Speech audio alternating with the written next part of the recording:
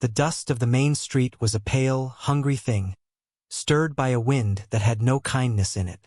It coated the tongues of the men gathered there, a grit that made their laughter sound like grinding stones.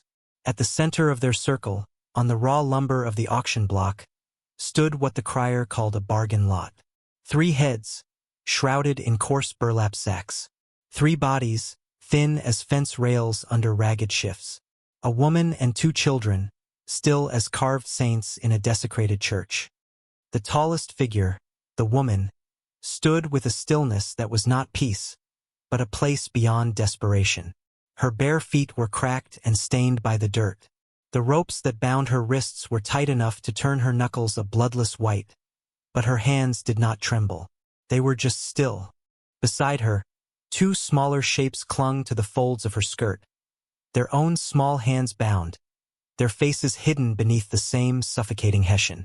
They were sold not as people but as a unit of labor, a problem to be rid of. Brant, the man who ran the town with a fat thumb and a ledger full of debts, called them the hooded stock. He'd said it with a wet smile that didn't reach his eyes. A boy no older than 7 threw a pebble. It struck the woman's leg with a soft thud. She did not flinch. She did not move. It was as if she were a tree and this was just the wind. Another small cruelty she had learned to endure by turning to stone. The crowd murmured. Some shifted their weight, a flicker of something like shame in their eyes before it was snuffed out by the shared, comfortable cruelty of the mob. It was easier to look away or to join the laughter. It was easier to pretend they weren't people at all. They were just bad luck, somebody else's problem, now for sale. From the edge of the crowd, where the dust gave way to the sparse, sun-scorched grass, a man watched. His name was Silas, and he carried whole winters in his eyes. He hadn't come for the auction. He'd come for salt and flour, a trip he made only when the emptiness of his cupboards grew louder than the emptiness of his house. He stood with the quiet patience of a man who knows how to wait out a storm. His coat was the color of the earth, his boots scuffed and worn. He'd seen Brant's kind of power before.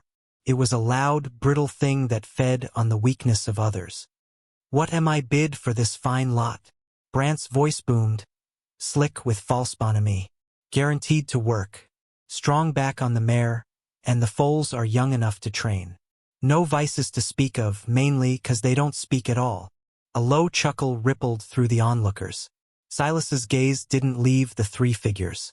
He saw the way the smaller child's shoulders hitched in a silent sob, a tremor that ran up through the burlap. He saw the way the woman's spine remained impossibly straight, a single, defiant line against the slouching curiosity of the crowd. He'd seen that same posture in a deer, cornered and doomed, in the final moment before the wolves closed in.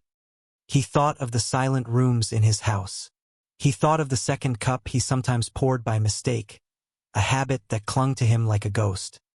He thought of the small, unmarked grave next to his wife's on the hill overlooking his land, a hollow he had dug and filled himself years ago. The wind turned mean, whipping dust into his eyes, but he did not blink. $5 for the lot," someone shouted, and the bidding began, a slow, contemptuous affair. The price crept upward in dimes and quarters, an insult added to the injury. It was the price of a lame mule of a broken plow. Silas began to move. He did not push. He simply found the spaces between the bodies, a quiet current moving through a stagnant pond. The men parted for him, their sneers faltering for a moment at the sight of the raw, unbroken grief that lived on his face. He reached the front just as the bidding stalled at $7. Brant's eyes fell on him. "Silas, come to join the festivities." Silas's voice, when it came, was low and rough, like stones dragging along a dry creek bed.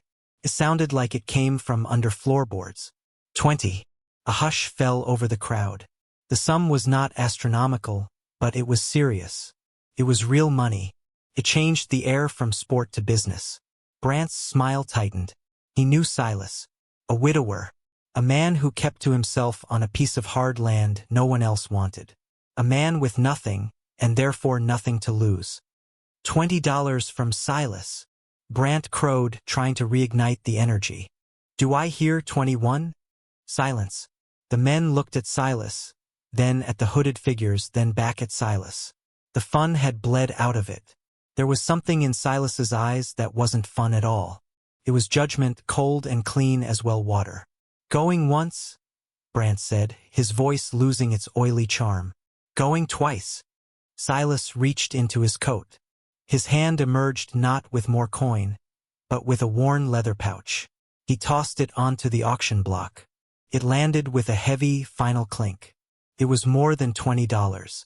It was everything he'd brought for a month's supplies. I'll take them, Silas said. It was not a bid. It was a statement. Brant hesitated, his greedy eyes flicking from the pouch to Silas's face. Then he shrugged, scooping up the money. Sold. To the lonely rancher. They're your problem now. Silas ignored him. He stepped onto the block, the wood groaning under his weight. The crowd watched, their curiosity piqued anew. He pulled a small, sharp knife from his belt. The woman flinched then, the first crack in her stony facade. Her shoulders drew in, a silent, desperate bracing for a new kind of pain. He did not move toward her.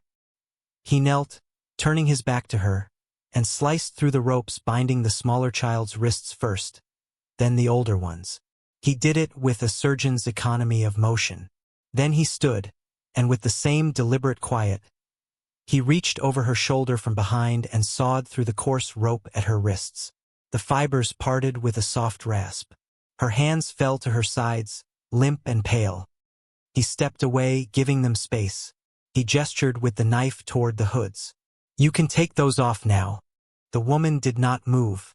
It was the older child, a boy with a fierce, protective stance, who reached up with trembling fingers and pulled the sack from his own head. His face was thin, smudged with dirt. His eyes wide and dark with a fear so old it looked like wisdom.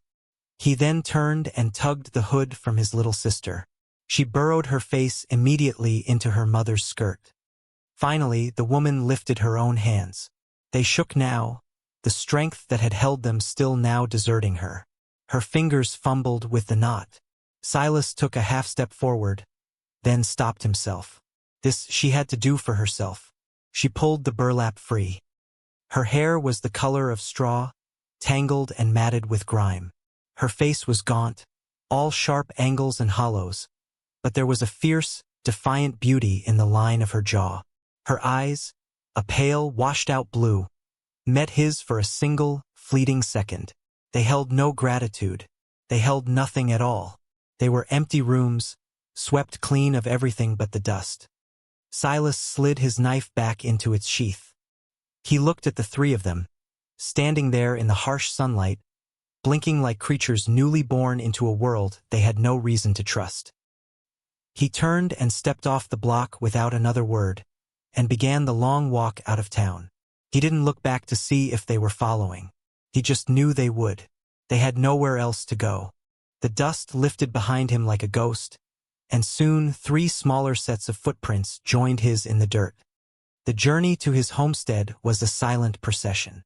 The sun beat down, and the land stretched out before them, a canvas of brown and ochre, cracked and thirsty. Silas walked at a steady, unhurried pace, his long strides eating up the miles. He was acutely aware of the soft, shuffling sounds behind him, the scuff of worn-out shoes, the whisper of ragged cloth, the occasional, quickly stifled cough from the smaller child. He did not speak. Words felt like clumsy, heavy things, unfit for the fragile space between them. What could he say? I am not like them? You are safe? The promises of men were wind and dust, and he knew she had no reason to believe him. So he offered silence instead, an open, waiting silence. After an hour, he stopped. He unslung the canteen from his shoulder and set it on a flat rock between them. He turned his back, feigning interest in a hawk circling high in the bleached-out sky, giving her the privacy of the act. He heard the faint scrape of the metal cap, the sound of hesitant swallows. When he turned back, the canteen was on the rock again, and she was wiping the little girl's mouth with the back of her hand. Her eyes were fixed on the horizon, refusing to meet his. They walked on. The silence was a language of its own. It spoke of the vast, empty land around them and the vast, empty spaces inside them. It was a shared burden, a blanket of quiet that covered them both. His house appeared first as a dark smudge against the endless sky, slowly resolving into a solid shape as they drew closer. It was not a welcoming sight. It was a simple, unadorned structure of weathered gray wood, built to endure, not to charm.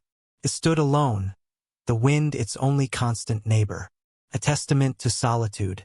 On a low hill to the west, two simple wooden crosses stood stark against the sky. One was older, the wood silvered by time. The other was smaller, its edges still sharp. She saw the graves. He watched her gaze linger there for a moment, a flicker of understanding in her otherwise vacant expression. She knew what this place was, a repository of loss. He led them to the front door and pushed it open. It swung inward with a low groan. The air inside was cool and still, smelling of wood smoke and old sorrow. The main room was spare and brutally clean. A stone fireplace, a rough-hewn table with two chairs, a shelf with a few books and a chipped mug. It was the home of a man who had stripped his life down to its barest essentials. He gestured to a closed door. "You can sleep in there," he opened it for them. The room was small, holding only a narrow bed with a patched quilt and a small, empty chest. But it was clean. The floor was swept, the window free of grime. It was a room that had been waiting, even if he hadn't known it. "The door has no lock from the outside," he said, his voice quiet. He left the door ajar, a sliver of light from the main room falling across the floorboards. It was a promise. He went to the hearth, stirring the embers from the morning's fire. He added new wood, and soon, a small, hungry flame licked at the logs. He filled a pot with water and put it on to boil, his movements economical and practiced. He sliced potatoes and salted meat into the pot, the sounds filling the heavy silence. He did not ask them to help. He did not ask them anything. When the stew was ready, he ladled it into 3 bowls. He set one on the table for himself and placed the other 2 on the floor, just outside the threshold of their room. He retreated to his side of the table and ate, his gaze fixed on the fire. He heard the soft scrape of the bowls being drawn into the room, the click of spoons against pottery. It was the first sound of life in that house in a long, long time. The days settled into a rhythm, as quiet and steady as a slow pulse. Silas would rise before the sun, his boots thudding softly on the wooden floors. He'd light the fire, put the coffee on to boil, and then head out to the barn to see to his horses. The real ones, 2 geldings with spirits as steady and worn as his own. When he returned to the house, he would find the empty bowls from the night before, washed and stacked neatly by the sink. Sometimes, a loaf of his dense, clumsy bread would be sliced, ready for his breakfast. She was a ghost in his house, a whisper of movement he rarely saw. She and the children would stay in their room until he had left for the day's work, and they would be gone again by the time he returned for his midday meal. But he saw the evidence of her presence. The floors, which he had always kept swept, were now free of even the finest layer of dust. The single window in the main room was polished to a startling clarity, letting in the harsh light of the plains. One afternoon, he came back to find his work shirt, the one with the torn sleeve, lying folded on his bed. The tear was gone, replaced by a line of stitches so small and neat they were nearly invisible. He ran his calloused thumb over the seam, a strange tightness in his chest. It was a language of thread and labor, the only one she seemed able to speak. He, in turn, spoke back in his own silent way. He began leaving a larger portion of food for them, adding dried apples to their share. He found a small, discarded crate and sanded it down, placing it beside their door to serve as a table. On a day when the wind blew with a particular viciousness, he took the thickest wool blanket from his own bed and left it folded outside their room. He never saw her take it, but that evening, the sliver of light from under their door was blocked, the blanket stuffed against the crack to keep out the draft. The children were the first to venture out. He would see them from a distance as he mended a fence line or cleared stones from a field. At first, they were timid, staying in the shadow of the house. The boy, whose name he still did not know, watched him with an unnerving, adult intensity. The little girl was his shadow.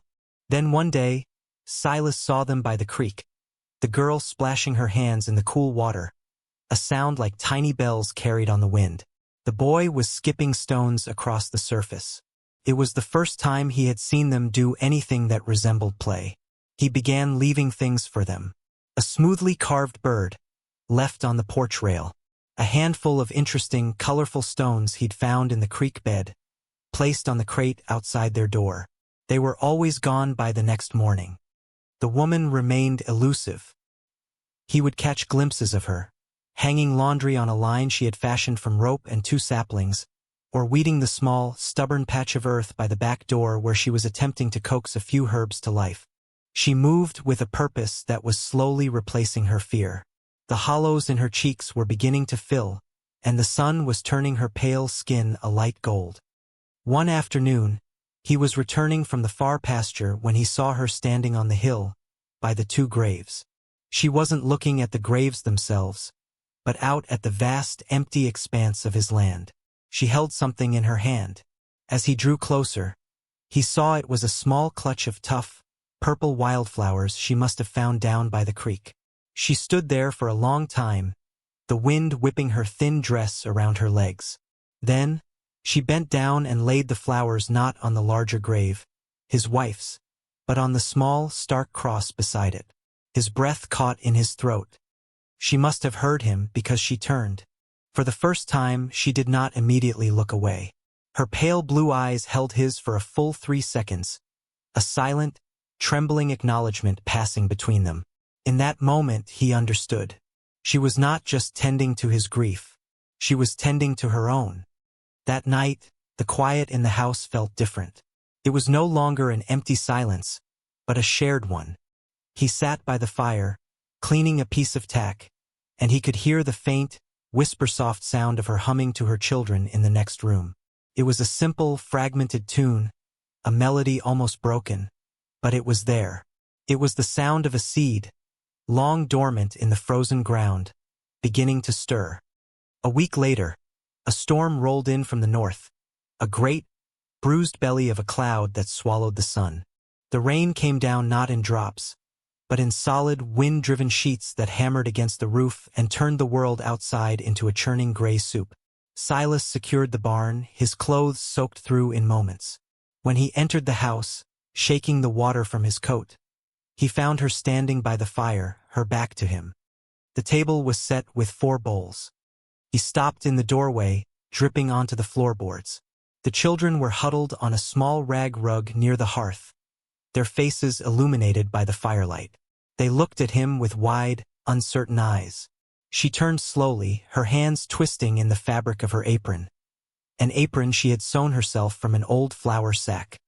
"The stew is hot," she said. Her voice was thin, rusty from disuse, but it was clear. He walked to the table and sat down. He did not speak. She brought the children to the table, lifting the little girl onto a stool that he now realized she must have found and repaired. They sat, the 4 of them, at the small, rough table. The only sounds were the roar of the storm outside and the clinking of spoons against ceramic. It was not a family dinner. It was a truce, an agreement between survivors to share warmth against a common cold. After they ate, she cleared the bowls. Silas remained at the table, watching the fire dance and spit. The house felt small, crowded with their shared presence. The air was thick with unspoken things. He could feel her hovering near the doorway to her room, a question hanging in the space between them. He finally broke the silence, his voice low, directed at the flames. "It was my son," he said. The words felt like stones torn from his throat. The small grave, he was born too soon, lived 2 days. He heard a sharp intake of breath from the doorway. He didn't turn. He couldn't. "My wife, Mary." She followed him a season later. The winter took what the grief had left. He ran a hand over his face, the gesture weary and ancient. "This house gets quiet." He waited. The storm raged outside. The fire crackled. He thought for a moment she had retreated into her room, back into her own silence. But then her voice came, so soft he almost missed it. "They shot my husband," she said. Her words were flat, scraped clean of all emotion. "For stealing bread. They said he was a thief. He was just hungry." There was a long pause. "They gave us to Brant to settle the debt." He finally turned to look at her. She stood in the doorway, her silhouette framed by the dim light of her room. She wasn't looking at him, but at her own hands, which were clenched so tight her knuckles were white. "I have 2 boys," she whispered, her voice cracking for the first time. I had. He did not need her to say more. He understood the shape of a loss that had no grave, no marker but the one carried inside. He nodded slowly. That night he heard her cry, not the wild, desperate sobbing of fresh grief, but a low, exhausted weeping. The sound of a dam, holding back years of pain, finally developing a crack. He lay awake on his cot, listening, and did not feel the urge to comfort her. He knew that some sorrows were too heavy to be shared. They could only be witnessed. The sound of her grief was a strange and holy thing in the heart of his silent house. It was the sound of the thaw. Life began to return to the land in small, stubborn ways. The herbs she had planted by the back door put out tentative green shoots. The creek ran full and clear after the storm. The children's voices became a more common sound, their laughter occasionally chasing the ever-present wind. The house itself seemed to settle, its old bones breathing a little easier. The woman, he still did not know her name, moved with a new purpose. She was stitching their lives together with raw thread and quiet determination. She repaired the chicken coop with scrap lumber and a fierce resolve, and Silas came home one day to find 2 scrawny hens scratching in the dirt, a trade she had made with a traveling tinker for a mended pot. She started a small garden, turning the hard, unforgiving soil with a broken spade handle and her bare hands. They worked. They did not work together, not yet, but in a strange, complementary orbit. He would leave a pile of firewood chopped and stacked. She would leave a hot meal on the table. He would bring in a pail of fresh milk from a neighbor's cow. She would turn it into cheese and butter. Their communication was a silent barter of labor and care.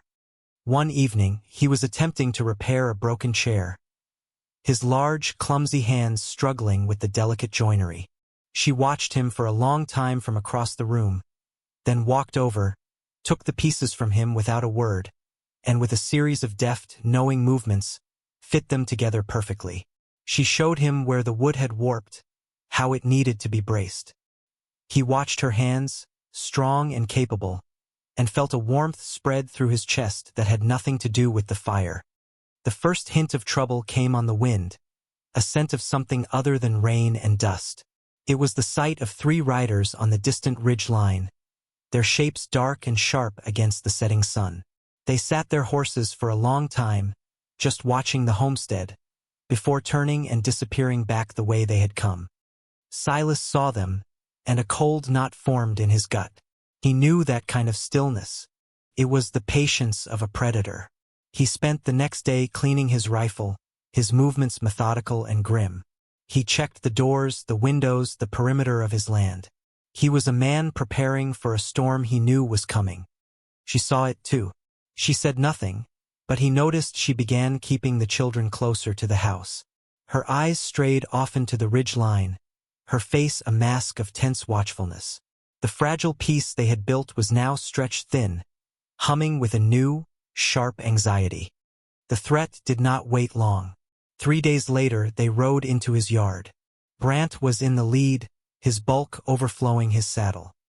He wore a self-satisfied smirk, the look of a man who believed the world owed him whatever he had the strength to take.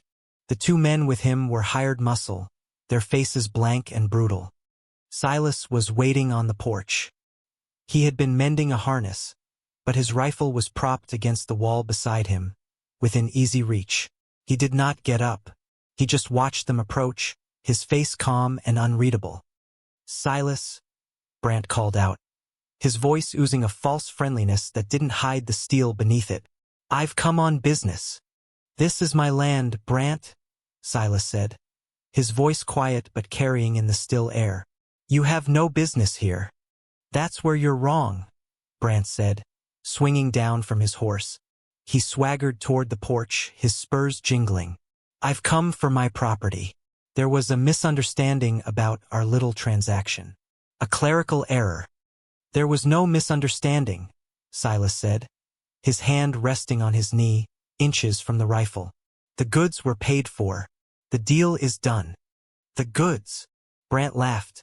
A harsh, ugly sound. Is that what you call her? I'm afraid the price was insufficient. I've had a better offer. I'm here to reclaim what's mine. He raised his voice, pitching it toward the house. Come on out, girl. Your holiday is over. The front door creaked open. It was not the woman who emerged, but the boy. He stood in the doorway, small and defiant, holding a heavy iron skillet like a shield. His face was pale, but his eyes burned with a fire that made him look twice his size. She's not yours, he said, his voice trembling but clear. Brant's eyes narrowed. He took a step toward the boy, a cruel smile playing on his lips. Get out of the way, whelp, before you get hurt. Before Brant could take another step, Silas was on his feet. He moved with a speed that was startling in a man his size, placing himself squarely between Brant and the boy. He didn't pick up the rifle. He didn't need to. His presence was weapon enough. That's far enough, Silas said, his voice dropping to a low, dangerous rumble. Just then, the woman appeared in the doorway behind her son. Her face was white, her eyes wide with the familiar terror he had seen on the auction block. But this time something was different. The terror was there, but it was warring with something else, a hot, fierce anger. She was not a stone statue anymore. She was a living, breathing thing, and she was afraid, but she was not broken. He's right, she said, her voice shaking but finding its strength. We are not yours. Brant looked from Silas's unyielding face to the woman's newfound defiance.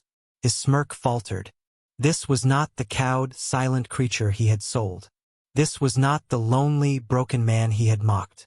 This was something else. This was a fortress. I have a bill of sale, Brant blustered, his hand going to a paper in his coat. That paper is worthless here, Silas said. This is my land. These are my people. There is nothing for you here. He took a deliberate step forward. Leave.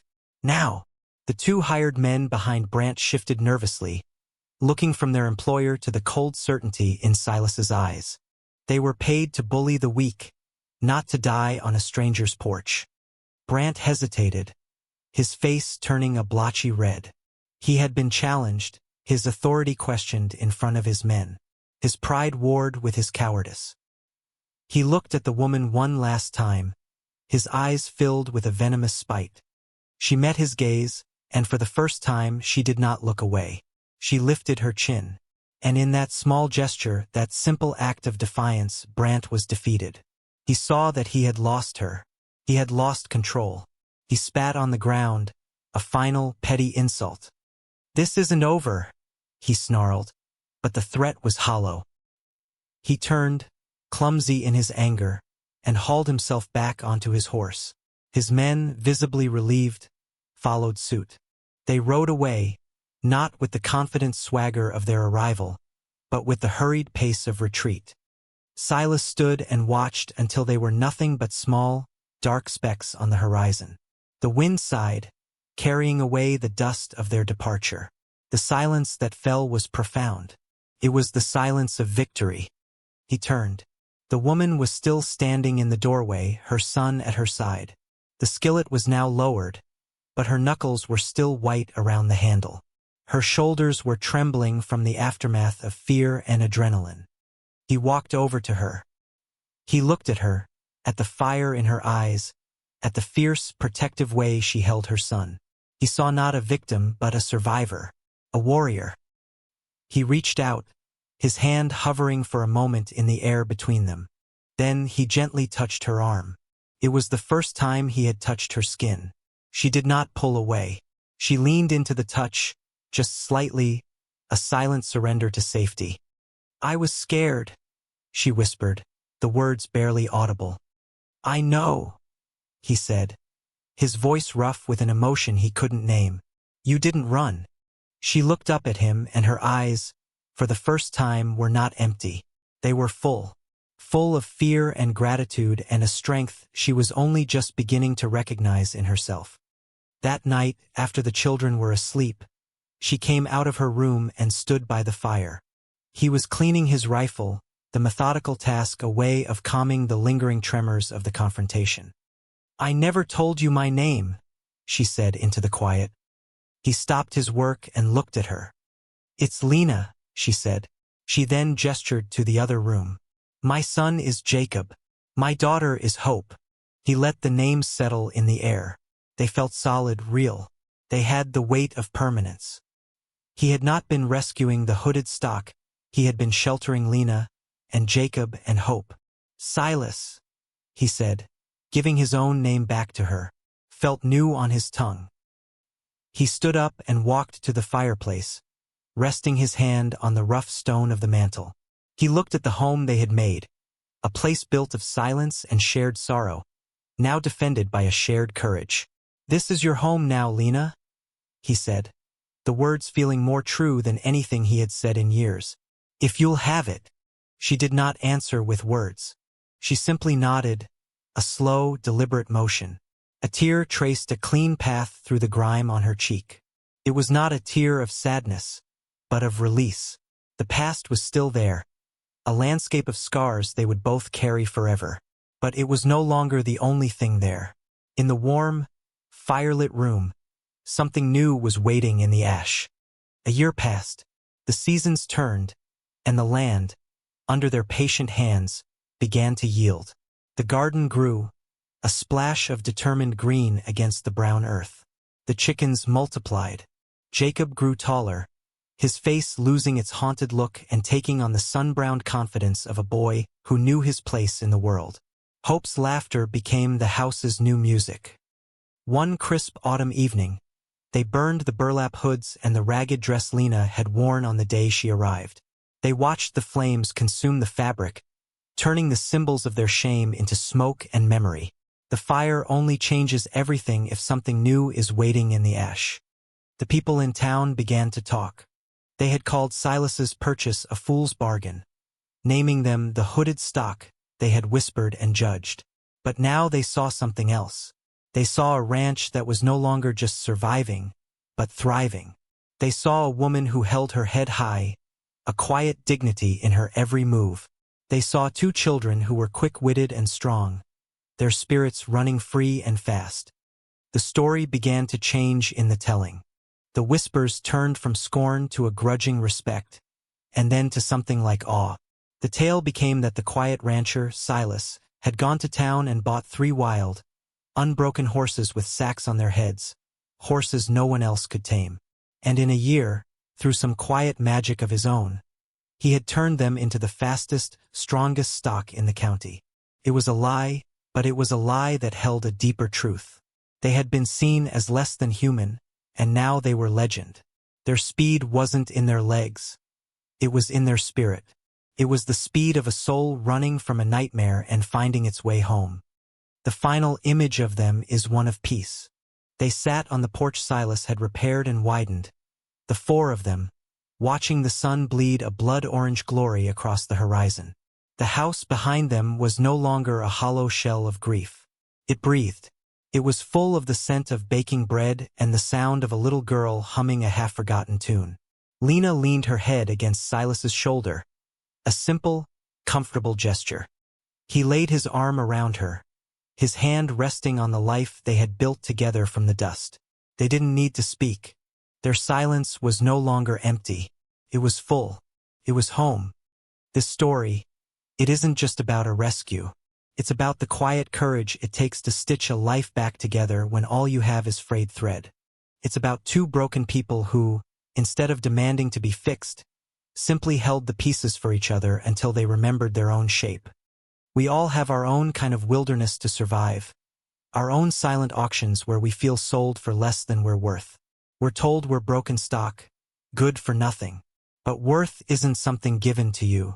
It's something you claim in the quiet moments of defiance. It's in the decision to plant a garden in barren soil. It's in the courage to finally speak your own name aloud.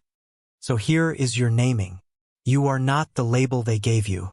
You are not the sum of your scars. And if you are brave enough to offer a little warmth in a cold world, if you are strong enough to stand for someone when no one else will, you might just find that what you're really building is a place to finally come home. You might just find that even after the longest winter, there is always the thaw.